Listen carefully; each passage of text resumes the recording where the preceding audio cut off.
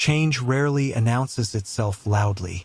It arrives as a quiet tension in the chest. Pause before choosing differently. A subtle fear that something familiar might disappear forever.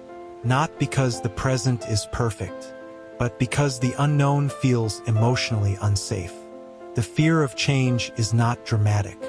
It lives in hesitation, in staying a little longer than needed, in choosing what is familiar, even when it quietly hurts. The mind learns routines the way the body learns gravity, as something to lean on. Long before adulthood, the mind learned a simple equation. Predictability equals safety.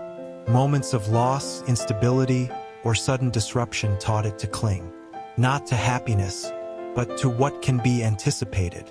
Change became associated with danger, not because it always harmed, but because it once arrived uninvited. Neuroscience explains this gently. The brain is an efficiency machine. Familiar patterns require less energy, less uncertainty. The amygdala, designed to detect threat, reacts to change as if something is about to be lost. Even positive change activates the same circuits as fear, not because change is bad, but because it is undefined. This is where the quiet conflict lives. One part of the mind longs for growth. Another guards the known with fierce loyalty. Progress feels like betrayal of what once kept survival intact.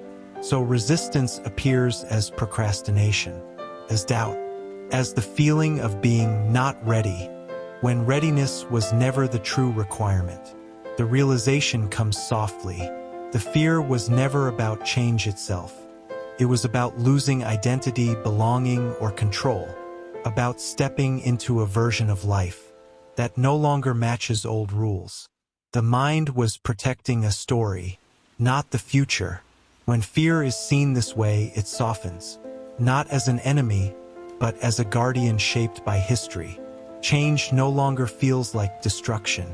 It becomes a renegotiation with the self, an unfolding rather than an erasure.